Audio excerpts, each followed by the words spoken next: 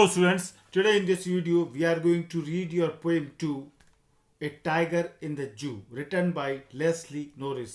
आज के इस वीडियो में हम पढ़ने जा रहे हैं आपके टेक्स्ट बुक की सेकंड पोएम जिसका टाइटल है ए टाइगर इन द जू, चिड़ियाघर में टाइगर, जिसको लिखा है लेस्ली नोरिस के द्वारा। इस पोएम में हम पोएम को एक्सप्लेन करने के बाद में उसके क्वेश्चन आंसर भी आपको इस वीडियो में देंगे।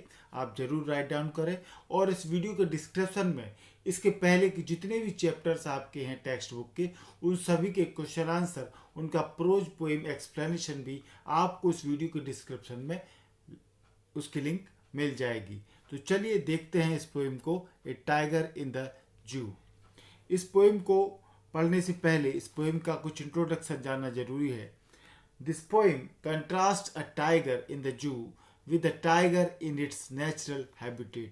ये कविता एक चिड़ियाघर के शेर और अपने प्राकृतिक घर में रहने वाले शेर में अंतर दर्शाती है। यानी इस पोएम को जब आप पढ़ेंगे तो आपको पता लगेगा एक चिड़ियाघर का शेर होता है, दूसरा जंगल में रहने वाला स्वतंत्र शेर होता है जो अपने नेचुरल हैबिटेट, अपने प्राकृतिक घर में रहता है। उनमें क्या विरोधाभास होता है, क्या अंतर होता है उन दोनों की परिस्थिति में, वो ये कविता बताती है। The poem moves from the zoo to the jungle and back again to the zoo. ये पोएम चिड़ियाघर से जंगल की ओर बढ़ती है और फिर वापस चिड़ियाघर में आती है। यानी कि ये चिड़ियाघर में जो शेर है उसकी स्थिति बताती है, उसके बाद जंगल में शेर होता है उसकी स्थिति बताती है, और फिर वापस उस शेर की चिड़ियाघर में क्या स्थिति होती है इसको भी ये कविता बताती है। अलग अलग स्टेंजा हैं, सब स्टेंजा को हम पढ़ेंगे। Read the poem silently once and say which stanzas speak about the tiger in the zoo and which ones speak about the tiger in the jungle. शांति से आप इस कविता को पढ़ें और बताएं कि कौन सा स्टेंजा, कौन सा पद्य चिड़ियाघर के शेर के बारे में बताता है और कौन सा पद्य स्टेंजा जंगल के शेर के बारे में बताता है। तो चलिए 5 स्टेंजा हैं इसमें, एक एक स्टेंजा को हम पढ़ेंगे, उसकी वोकैबुलरी देखेंगे, उसके मीनिंग को समझेंगे, उसके बाद आप क्वेश्चन आंसर देखेंगे। फर्स्ट स्टेंजा आपके सामने है।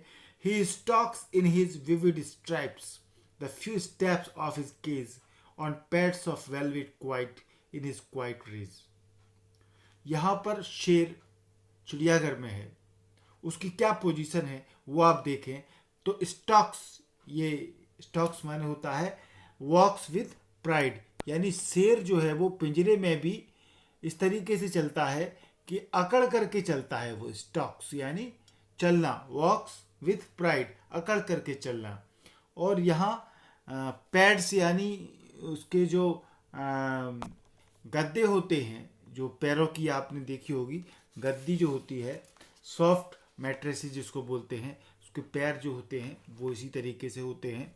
और इसके अलावा विविड यानी होता है चमकदार, चमकदार। और स्ट्रैप्स जो हैं, स्ट्रिप्स होती हैं, ये उसके शरीर पर धारियाँ होती हैं। ये आप देख सकते हैं लॉइन का स्ट्रक्चर, इसके शरीर पर ये धारियाँ होती हैं और वो अकड़ करके चलता है। तो एक चमकदार स्ट्रिप्स, धारियाँ भी लाइन्स इन पैटर्न, एक पैटर्न में लाइन्स में होती हैं, ये स्ट्रिप्स वो होती हैं।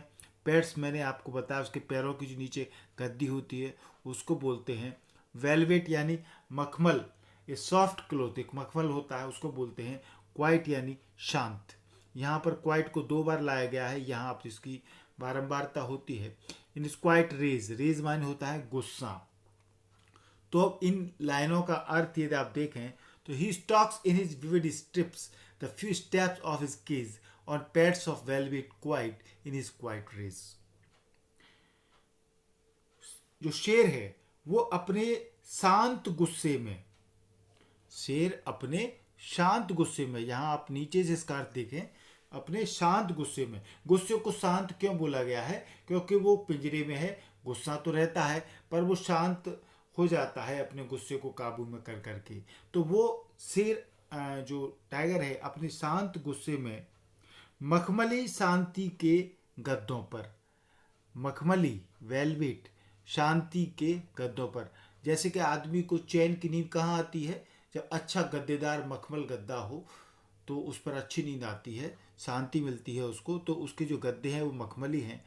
तो अपने शांत गुस्से में मखमली शांति के गद्दों पर अपने पिंजरे के कुछ कदम, वो है few steps of his cage, cage माने पिंजरा, अपने पिंजरे में कुछ कदम ही चल पाता है, वो ज़्यादा तो नहीं चल पाता। अपने पिंजरे में कुछ कदम अपनी विविड स्ट्रिप्स, अपनी चमकदार पट्टियों में, जो उसके शरीर पर हैं पट्टियाँ, स्टॉक्स, अकड़ करके वो चलता है। यानी इस लाइन का अर्थ है जो टाइगर है अपने शांत गुस्से में मखमली शांति के गद्दों पर अपने पिंजरे के कुछ कदम अपनी चमकदार पट्टियों में अकड़ करके चलता है। तो ये चिड़ियाघर में उसकी जो पोजीशन है, सिचुएशन है, वो बताया गया है।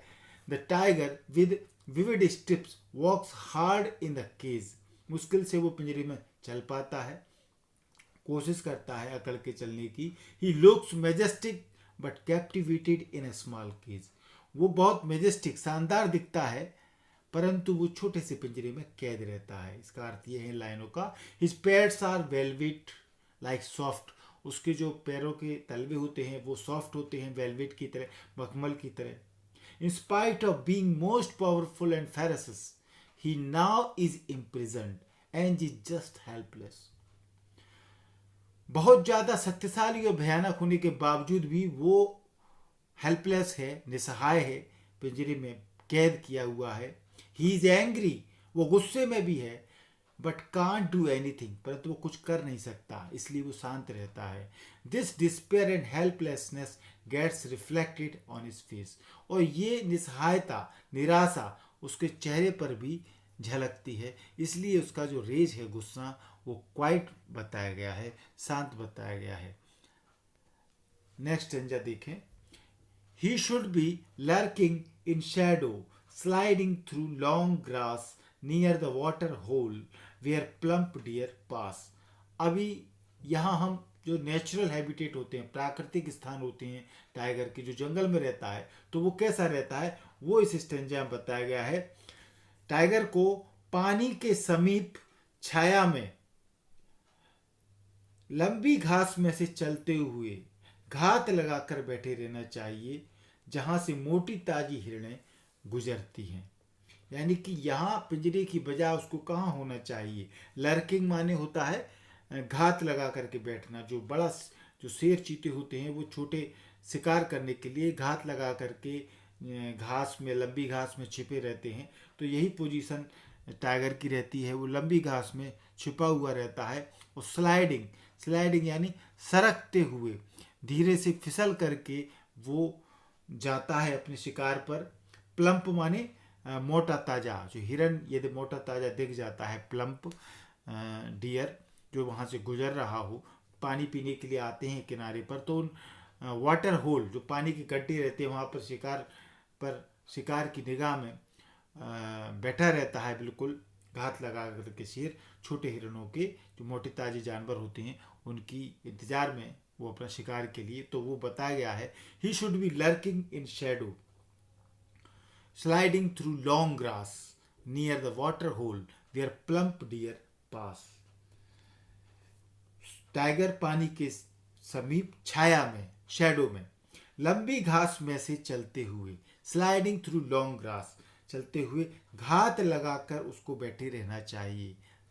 लर्किंग यानी घात लगाकर बैठे रहना चाहिए, जहां से मोटी ताजी हिरणें, प्लम्प डियर पास, जहां से मोटी ताजी हिरणें गुजरती हैं, यानी पानी पीने आती हैं, वहां पर उसकी स्थिति होनी चाहिए जबकि वो समय पिंजरे में है।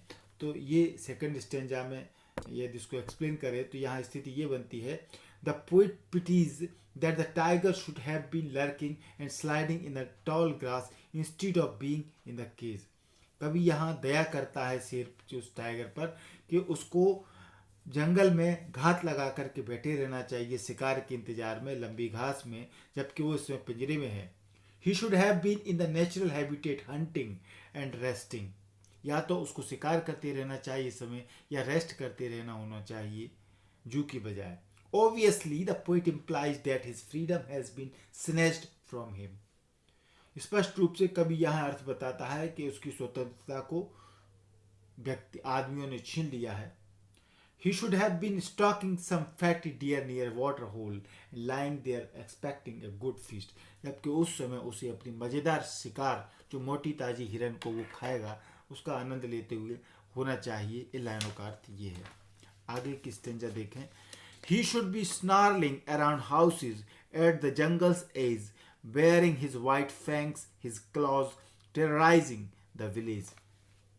टाइगर को जंगल के किनारे के जो घर हैं उन घरों के इधर उधर अपने फैंक्स, अपने दांत और क्लॉज, पंजों को दिखाते डराते हुए गांव को भयभीत करते हुए गुर्राते रहना चाहिए। स्नार्लिंग माने गुर्राना, ग्रोलिंग जिसको बोलते हैं। और जंगल्स एज यानी जंगल का किनारा, एज यानी मार्जिन जो किनारा होता है उसको बोलते हैं।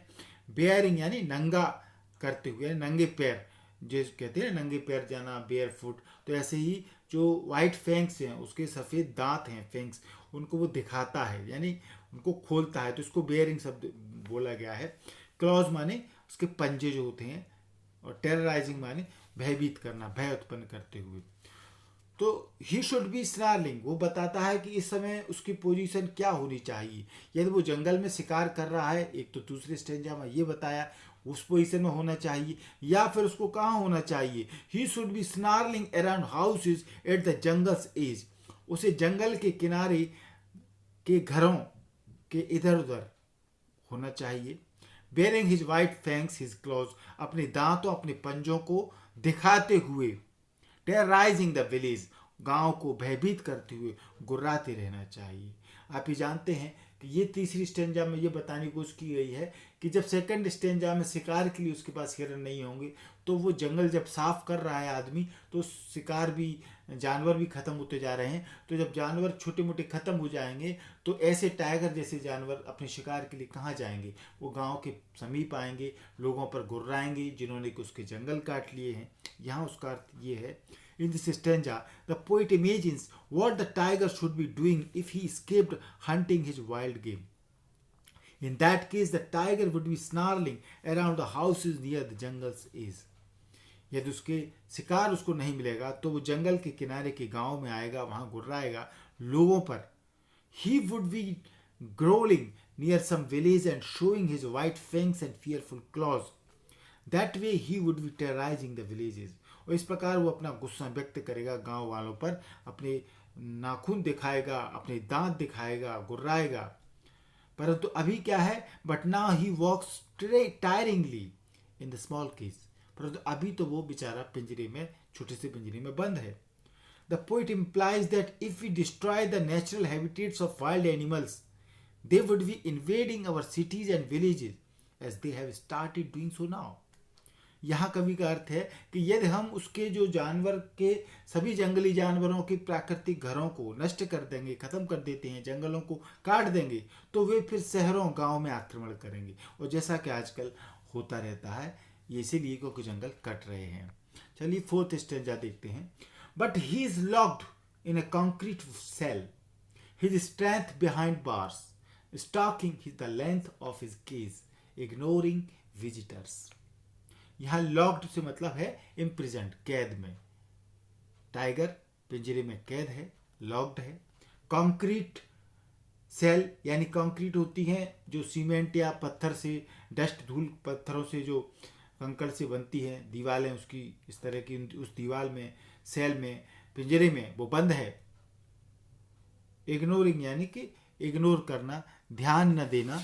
यहाँ ये मतलब होता है। स्ट्रेंथ माने उसकी मजबूती, ताकत, और स्टॉक माने तो अकड़ करके चलना। तो यहाँ लाइन का अर्थ आप देखें, but he is locked in a concrete cell, परंतु टाइगर सीमेंट और कंकड़ की कोठरी में कैद हो गया है।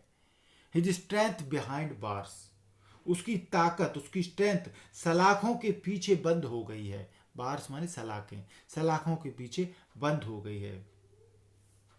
Stalking the length of his cage, और वो केवल उस पिंजरे की लंबाई को नाप रहा है। यानी कि वो लंबाई कितनी है पिंजरे की, उसी में, पिंजरे में आपने देखा होगा चिड़ियाघर में वो घूमता रहता है, चलता रहता है, मानो तो उस पिंजरे की लंबाई को वो नाप रहा हो। इग्नोरिंग विजिटर्स, परंतु वो जो विजिटर्स आते हैं जू को देखने वाले लोग, उनकी तरफ ध्यान नहीं देता। वो यात्रियों की तरफ ध्यान न देकर अपने पिंजरे में इधर उधर स्टॉकिंग अकड़ करके चल रहा है, बस वो केवल पिंजरे की लंबाई नाप रहा है। तो ये द्वारा से पोजीशन जू में जो उसकी है वो बताई गई है। The poet says that the tiger is now imprisoned in small cage with concrete surface in spite of all his strength. कभी बताता है कि टाइगर यहाँ छोटे से पिंजरे में कैद है, कंक्रीट जो रेत कंकड़ पत्थर के सरफेस है उस पर वो चल रहा है। He moves in despair on the stony surface of his cell. इस अपनी कोठरी में वो पत्थर के जो सरफेस है उस पर चलता है। He is angry and disappointed. वो गुस्सा है परंतु वो उदास है। बट कांट डू एनीथिंग, परंतु वो कुछ कर नहीं सकता। He ignores the visitors who prolong his sufferings as they can't let him rest in a cage. वो इग्नोर कर देता है उन यात्रियों को, विजिटर्स को, जो उसके कष्ट को, सफरिंग्स को और भी बढ़ा देते हैं, क्योंकि वे उसको शांति से पिंजरे में बैठने नहीं देते। कोई उसको छेड़छाड़ करता ही रहता है, इसलिए वो परेशान रहता है, घूमता रहता है पिंजरे में। The poet implies the callousness and indifference of the officials towards his pathetic plight. यहाँ पर कवि जो टाइगर की दयनीय दुर्दशा है इस छोटे से पिंजरे में, उनकी तरफ भी, उन अधिकारियों की, ऑफिशियल्स की जो उसके प्रति रूखापन है, कठोरता है, इंडिफरेंस है, उदासीनता है, उसको भी वो बताता है। इसी कारण टाइगर की ये पोजीशन है। लास्ट स्टेंजा आप देखें। He hears the last voice at night, the patrolling cars and stares with his brilliant eyes at the brilliant stars. Tiger रात को गश्त लगाती हुई कारों की अंतिम आवाज सुनता है। He hears the last voice at night, जो आखिरी आवाज है रात को उसको सुनता है। The patrolling cars, जो पेट्रोलिंग कार्स यानी जो गश्त देती हुई कारें होती हैं, वो देखती हैं कि जानवरों को कोई प्रॉब्लम तो नहीं है, सभी ठीक ठाक है, इनको वो सुनता है। And stairs with his brilliant eyes, और अपनी चमकीली आंखों द्वारा घूरता है एट द ब्रिलियंट स्टार्स, चमकते हुए तारों को घूर करके देखता है, क्योंकि तारे स्वतंत्र हैं, स्वतंत्र आकाश में टिमटिमा रहे हैं, परंतु उसकी आंखों में वो चमक है। वो चाहता है कि वो भी इन तारों की तरह स्वतंत्र होकर के चमकता रहे, यानी जंगल में फ्री होकर के घूमता रहे। इसी चाह में वो उन चमकते हुए तारों को घूरता रहता है। The tiger remains disturbed by patrolling cars even at night. दिन में तो उसको चैन है ही नहीं, विजिटर्स आते हैं, उसको परेशान करते हैं, वो बेचैनी में घूमता रहता है पिंजरे में, परंतु रात को ये पेट्रोलिंग कार भी उसको चैन नहीं लेने देती। He has lost all hopes of getting into his natural habitat. प्राकृतिक घर, जंगल में उसकी जाने की सारी उम्मीदें खत्म हो चुकी हैं। He stares at the brilliant stars, seemingly praying to the Almighty for freedom. He seems to be searching for some hope and rest in the brilliant stars. His eyes are brilliant, which implies that he hopes for freedom someday. तारों को देख करके उसको लगता है कि कोई स्वतंत्रता की उम्मीद एक उसके लिए भी हो सकती है कि किसी दिन उसको ये मिल जाए। तो ये आपने पोएम देखी। चलिए इसके क्वेश्चन आंसर को देखते हैं। फर्स्ट क्वेश्चन है, इसमें 2 क्वेश्चन आपको मिलेंगे देखने के लिए। Read the poem again and work in pairs और groups to do the following task. आपको ये पोएम को ध्यान से आपने पढ़ा। इस पोएम को पढ़ने के बाद वो 2 तरह के क्वेश्चन दे रहे हैं। पहला है, find the words that describe the movements and actions of the tiger in the cage and in the wild, arrange them in 2 columns. आपको ये फर्स्ट क्वेश्चन है, इसमें ऐसे शब्दों को ढूंढना है आपको जो चीते टाइगर के पिंजरे में, केज में और जंगल में उसकी मूवमेंट्स, गतिविधियां और उसके एक्शंस, कार्य को बताते हैं। पिंजरे में क्या गतिविधि करता है वो, और जंगल में क्या मूवमेंट करता है, क्या एक्शन करता है, ये सब आपको एक टेबल में बना करके शब्दों को लिखना है इस पोएम से, और इन्हें अलग अलग 2 कॉलम्स में आपको लिखना है। पहला तो ये क्वेश्चन है। सेकंड क्वेश्चन है, find the words that describe the 2 places and arrange them in 2 columns. आपको ऐसे शब्द ढूंढना है इस पोएम से जो 2 स्थानों, जैसे कि पिंजरा हुआ ऑफ ए जंगल हुआ। दो स्थान है, एक पिंजरा एक जंगल, तो दो स्थानों का वर्णन करते हैं। ऐसी दो शब्दों को आपको ढूंढना है जो दो जगहों के बारे में बात करते हैं, उनको भी आपको अलग अलग कॉलम में लिखना है। और फिर लास्ट में now try to share ideas about how the poet uses words and images to contrast the two situations. और फिर आपको अपने आइडिया शेयर करना है कि कैसे कवि शब्दों का और इमेजेस, पिक्चर, तस्वीर, कल्पनाओं का विरोधाभास दो सिचुएशंस में दर्शाता है, वो बात भी आपको लिखना है। तो चलिए पहले हम फर्स्ट क्वेश्चन को देखते हैं। तो फर्स्ट क्वेश्चन में आप देखें कि वो शब्द हमने ढूंढे हैं जो चीते को पिंजरे में और जंगल में उसकी गतिविधि और कार्य को बताते हैं। Tiger in cage, tiger in wild, tiger पिंजरे में और टाइगर जंगल में। तो पिंजरे में टाइगर क्या करता है वो आप देखें। फर्स्ट पॉइंट हमने लिया है इसमें, the few steps of his cage on pads of velvet quiet in his quiet rage. वो पिंजरे में कुछ कदम चलता है, अपने गद्देदार वेलवेट मखमली शांति से चलता है और अपने शांत गुस्से में चलता है। तो ये पिंजरे में गतिविधि है, मूवमेंट्स है उसका। और जंगल में देखें तो क्या करता है, मूवमेंट्स क्या है उसका, sliding through long grass near the water hole where plump deer pass. जहाँ पर के मोटे ताजे हिरन गुजरते हैं वहाँ वो पानी के गड्ढों के पास में लंबी घास में सरकता हुआ रहता है। दूसरा है locked in a concrete cell, वो एक पत्थर कंकड़ की पिंजरे में बंद है, ये केज की सिचुएशन है। और जंगल में ये है snarling around houses at the jungle's edge, जो जंगल के किनारे घर हैं वहाँ वो गुर्राता हुआ घूमता है। फिर तीसरा है his strength behind bars stalking the length of his cage ignoring visitors, उसकी ताकत सलाखों के पीछे बंद है और परंतु वो पिंजरे की लंबाई नापता हुआ चलता है, जो यात्री आते हैं उनको इग्नोर करते हुए। मगर जंगल में क्या सिचुएशन है, baring his white fangs his claws terrorising the village, अपने दांतों से, सफ़ेद दांतों से, अपने पंजों से वो गांव वालों को डराता है। स्टॉक चौथा है उसकी पोजीशन कि वो चलता है अकड़ करके, और लर्किंग इन शैडो, जबकि जंगल में वो लालायित होकर के जंगल छाया में वो घात लगा करके, लर्किंग माने घात लगा करके बैठा है शिकार के इंतजार में। दूसरा क्वेश्चन है, ऐसे शब्द ढूंढना था जो कि दो अलग अलग स्थान का वर्णन करते हों, जैसे हमने लिया है पिंजरे में, इन केज, इन वाइल्ड, और जंगल में। तो ऐसे शब्द हैं पिंजरे में कौन कौन से हैं, few steps of his cage, पिंजरे में वो कुछ कदम चलता है। लॉक्ड, पिंजरे में वो लॉक्ड है, बंद है। कंक्रीट वॉल, जो दीवार है वो कंक्रीट की है, रेत पत्थर की है। बिहाइंड बार्स, वो सलाखों के पीछे है। विजिटर्स आते हैं उसके पास। पेट्रोलिंग कार्स, उसको घूमती हुई गश्त करती हुई कारें आती हैं। जबकि जंगल में क्या है, शैडो, छाया में रहता है। लॉन्ग ग्रास, लंबी घास में रहता है। वाटर होल, पानी के गड्ढों के पास रहता है। प्लम्प डियर, मोटे ताजे हिरन उसको मिलते हैं। हाउस एटेड जंगल्स एज, जंगल के किनारे के घरों के पास वो रहता है। विलेज, गांव है। तो ये अलग अलग जगह स्थान बताए गए हैं।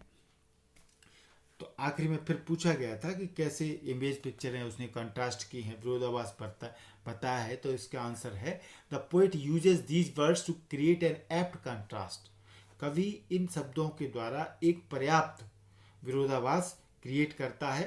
This contrast is between the cage and the jungle, और ये विरोधाभास पिंजरे और जंगल के बीच में है।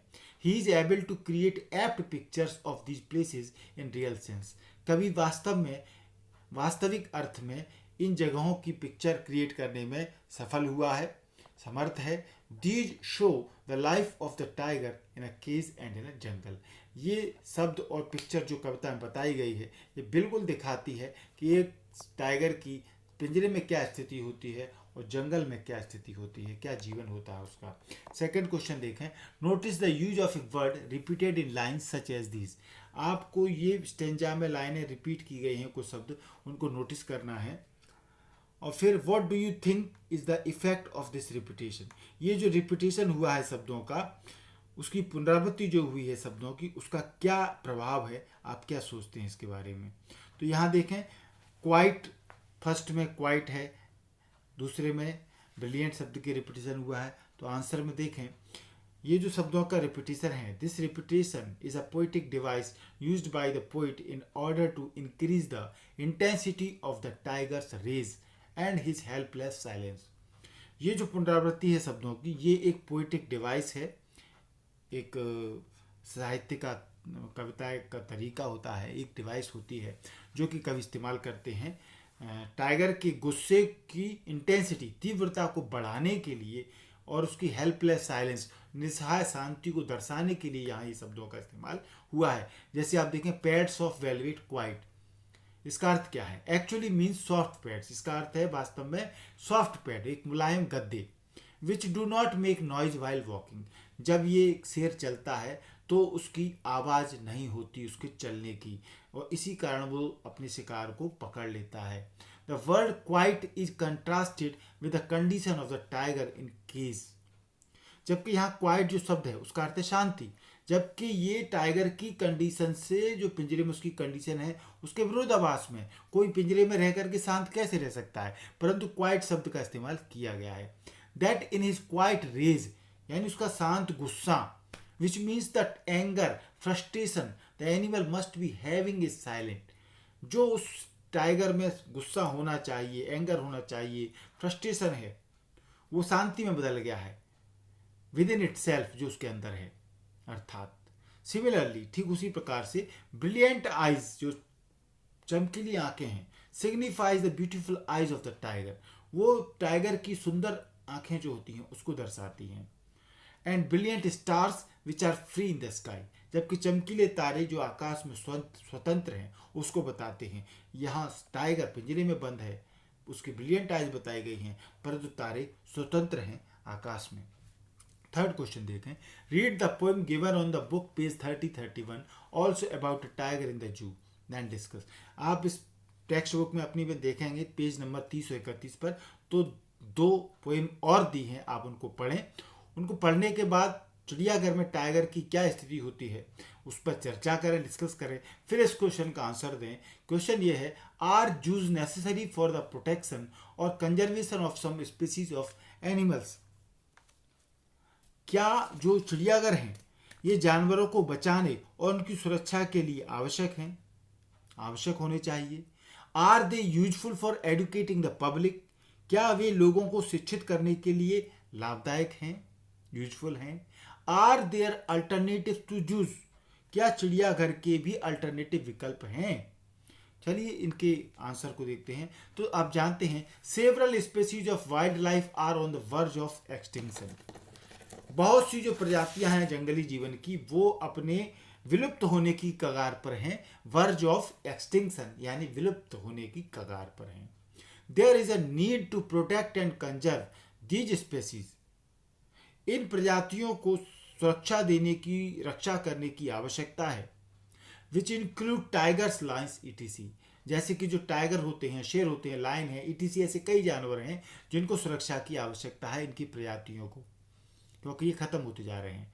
Many animals are hunted and poached while they are in the forest, जब ये जंगल में होते हैं जानवर तो इनका शिकार किया जाता है, खत्म हो रहे हैं जिससे भी। For this zoos are the best mode, और इसके लिए चिड़ियाघर बहुत ही अच्छा तरीका है। यदि ये जंगल की बजाय जंगल में सुरक्षित नहीं है तो कम से कम चिड़ियाघर में तो सुरक्षित होंगे ही।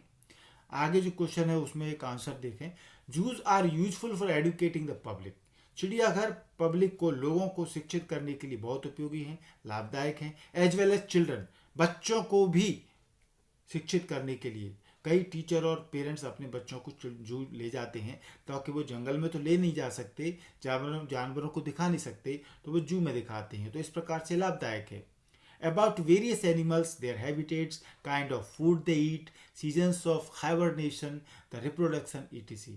जो जू से ही पता लगता है कि जो भिन्न भिन्न प्रकार के जानवर हैं उनका प्राकृतिक निवास कैसा होता होगा, वो किस तरह का भोजन करते हैं, शाकाहारी हैं, मांसाहारी हैं, या फिर उनका जो शांति से जो वो शीत निद्रा कहते हैं, हाइबरनेशन जिसको बोलते हैं, आराम से सोने की निद्रा, उनका मौसम क्या होता है, रिप्रोडक्शन, प्रजनन, जो बच्चे पैदा करते हैं वो कब करते हैं, ये सब जानकारी हमको जू से मिल जाती हैं।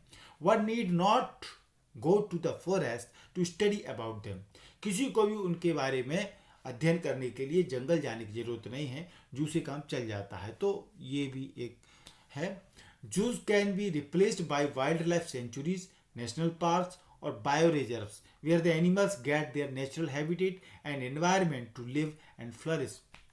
अब जू को रिप्लेस किया जा सकता है, यानी चिड़ियाघर छोटा होता है, छोटी पिंजरे होते हैं, तो उसकी जगह पर हम वाइल्ड लाइफ सेंचुरी जब बन गई हैं, वन्य जीव अभ्यारण्य बन गए हैं जहाँ स्वतंत्र रूप से जानवर रहते हैं, नेशनल पार्क बन गए हैं, बायो रिजर्व्स बन गए हैं जहाँ जानवर अपना प्राकृतिक घरों में रहते हैं, वातावरण उनको स्वतंत्र मिलता है, फलते फूलते हैं वहाँ पर वो। There are no restrictions, no walls and no boundaries for the animals.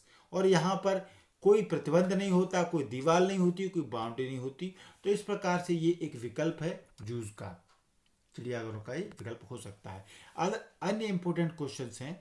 सबसे इंपॉर्टेंट क्वेश्चन आप ये मान सकते हैं, what is the theme of the poem a tiger in the जू। जो पोएम है ए टाइगर इन द जू, इसकी थीम क्या है? या फिर what message does the poet want to convey through the poem a tiger in the zoo. ये जो पोएम है ए टाइगर इन द जू, इस पोएम में कवि क्या संदेश देना चाहता है, क्या मैसेज देना चाहता है? या फिर right the central idea of the poem a tiger in the zoo. ये सेंट्रल आइडिया लिखने के लिए आता है इस पोएम का, तो वो भी आपके लिए हमने तैयार कर रखा है। आंसर देखें, in this poem a tiger in the zoo, ये जो कविता है a tiger in the zoo, the poet tries to depict the poor condition of a caged tiger. इसमें कवि गरीब जो बेचारी स्थिति है पिंजरे में बंद टाइगर की, उसको डिपिक्ट करता है, दर्शाने का प्रयास कवि करता है। He contrasts and compares the life of a caged tiger with a tiger living in his natural habitat, that is a jungle. इस कविता में वो तुलना भी करता है, विरोधाभास भी दर्शाता है, एक ऐसे टाइगर की जो पिंजरे में बंद है और उससे एक ऐसा टाइगर जो प्राकृतिक घर में जंगल में रहता है, उससे तुलना भी करता है, कंट्रास्ट भी करता है। थ्रू द पोएम, कविता के जरिए, the poet tries to convey that wild animals should be allowed to live freely in their natural habitat.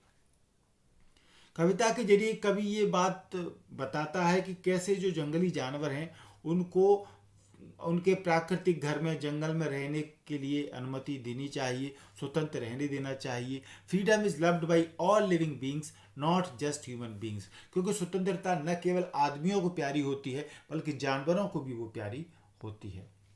Second question देखें, why do you think the tiger was stalking in the cage, what does it show. आप क्यों सोचते हैं कि tiger जो है पिंजरे में अकड़ करके चलता है, ये क्या दर्शाता है? या फिर how does the tiger walk in the cage, how is he. Tiger पिंजरे में कैसे चलता है और वो कैसा है? या फिर describe the tiger in the cage, पिंजरे में जो टाइगर है उसको डिस्क्राइब करो। तो ये क्वेश्चन भी इंपॉर्टेंट है, आ सकता है। आंसर देखें, a tiger in the cage is imprisoned, tiger पिंजरे में कैद है। ही इज नॉट फ्री, वो फ्री नहीं है। He walks in the cage stalking, वो अकड़ करके पिंजरे में घूमता है, चलता है। ही इज क्वाइट एंग्री, वो पूरी तरीके से गुस्सा है। Due to his imprisonment in the cage, क्योंकि पिंजरे में उसको कैद कर लिया गया है, कैद के कारण वो गुस्सा है। He can't do anything for his freedom, वो अपनी स्वतंत्रता के लिए कुछ नहीं कर सकता है। ही इज हेल्पलेस, वो निसहाय है। Due to the iron bars of the cage, जो पिंजरे की लोहे की छड़ें हैं, सलाखें हैं, उनके पीछे वो निसहाय है। एंड कांट ब्रेक इट, और वो इनको तोड़ नहीं सकता है। सो ही वॉक्स इन क्वाइट, इसलिए वो शांति से चलता है।